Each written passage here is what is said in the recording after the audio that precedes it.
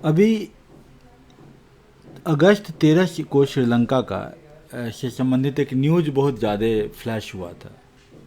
ये समाचार था कि एक चाइना का एक शिप है जो आपका यहाँ स्क्रीन पे दिख रहा है, वान वांग वेसल है। ये वेसल चाइना का है। ये वेसल जो है सो हम्बन तोता, जो controversial visit of Chinese vessel to Hambantota में आता है ये वेसल। हम्बन तोता हम्बन तोता जो कि चाइना के द्वारा थोड़ा फिनांस किया हुआ है। इंडिया ने क्लेम किया कि भाई ये तो चाइनीज स्पाई वेसल है, चाइनीज स्पाई शिप है, जासूसी करने आया है। उन्होंने बोला नहीं, साइंटिफिक रिसर्च शिप है। और स्थिति किनकी खराब हो गई? स्थिति खराब हो गई श्रीलंका की। श्रीलंका को बात करनी पड़ी चाइना के भी फॉरेन मिनिस्टर से, हमारे यहाँ के भी एम्बेसी ने बात किया, और कुल मिला जुला के उहापोह की स्थिति रही। फाइनली इन्होंने क्या किया, श्रीलंका ने अलाउ कर दिया कि ठीक है भाई, आपका शिप हमारे यहाँ बर्थ कर सकता है हम्बन तोता में।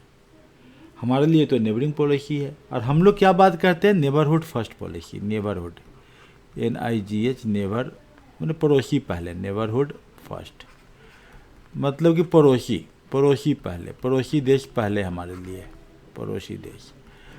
और हमने काफ़ी सारे असिस्टेंस भी दिया है श्रीलंका को।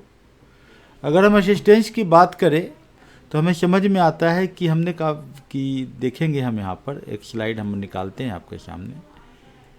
इसमें आप देखिए इस स्लाइड में कि India's disbursement of foreign loans and grants.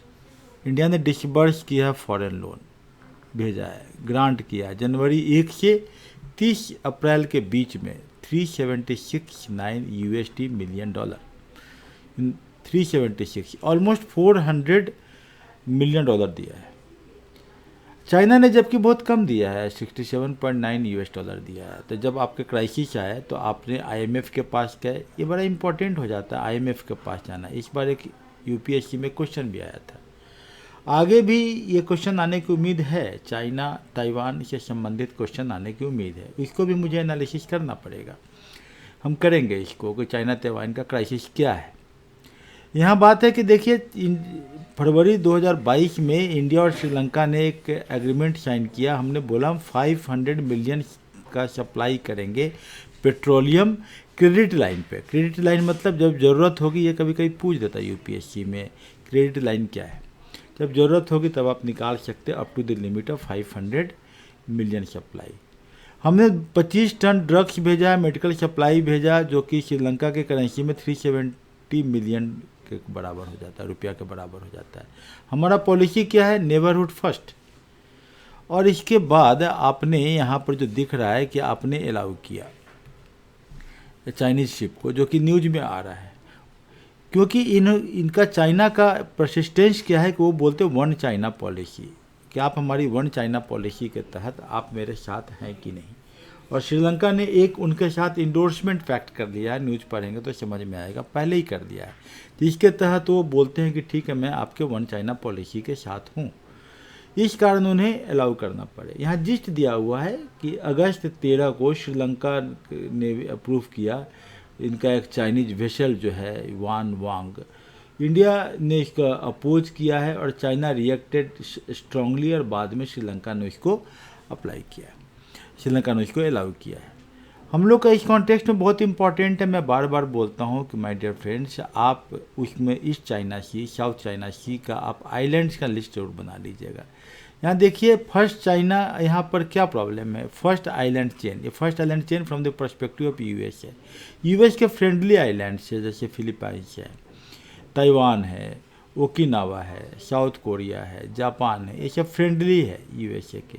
और यहाँ एक चाइना है। ये आपका जो मैप है, इस मैप में आप देखेंगे कि ये जो ताइवान है, इसका हिस्ट्री थोड़ा समझ लीजिए। ताइवान क्या बोलता है, हम सेपरेट है, और USA इसको सपोर्ट करता है। रीज़न है कि ताइवान में अगर देश का, पूरे विश्व का 65% कंप्यूटर चिप्स जो है वो ताइवान में प्रोडक्शन होता है। और ये बिल्कुल एक सबसे इजी, सस्ता, इफ़ेक्टिव सप्लाई चाहिए अगर कंप्यूटर का, तो ताइवान एक बहुत इंपॉर्टेंट डेस्टिनेशन सेंटर है USA का। यहाँ पॉपुलेशन भी ज़्यादा है, कंप्यूटर का यूज भी ज़्यादा है, तो यहाँ से कंप्यूटर चिप्स जाते हैं। ताइवान का एक हिस्ट्री है अपना। हिस्ट्री हम यहाँ पर देख रहे हैं कि historical sources suggest that the island first came under full Chinese control 17th century में। 17वीं शताब्दी में जब हमारे यहाँ मुगल शासन था तो ताइवान एक पार्ट था, क्विंग डायनेस्टी उस समय था। बाद में 1895 में give up the island to Japan के पास चला गया। बहुत लंबा टाइम हो गया 1895, ये टाइम जो है आपका जापान के पास चला गया है, जब हमारे यहाँ जो आपका कांग्रेस की स्थापना वगैरह हो चुकी है उसके बाद की बात है। चाइना ने फिर से 1945 में सेकेंड वर्ल्ड वार के बाद जापान से इसको वापस ले लिया, सेकेंड वर्ल्ड वार का टेरिटरी हो गया। मतलब कि काफ़ी दिनों तक ये चाइना के अंदर में नहीं रहा है, ऐसा तो दिख रहा है। 1945 में ले लिया, उसके बाद क्या हुआ, सिविल वार शुरू हो जाता है चाइना में, माओ आ जाते हैं और इधर क्या आ जाता है, एक Chiang Kai Shek, Mao charismatic personality of the communist party China. और 1949 में कम्युनिस्ट जो है वो कंट्रोल कर लेता है बीजिंग का, और चियांग काई शेक जो नेता है वो चले जाते हैं एक पार्टी बनाते हैं जिसका नाम है क्विमिंगतांग पार्टी बनाते हैं और चाइना में भाग चले जाते हैं। और इसके बाद ये बोलते हैं कि ओरिजिनल चाइनीज तो हम ही हैं। तो ये इनका एक है कि दो तरह के चाइना हो गए, एक हो गया माओ का चाइना जिसको कहते हैं पीपल्स रिपब्लिक ऑफ चाइना। अब आप इसको समझिए कि चाइना क्या बोल रहा था।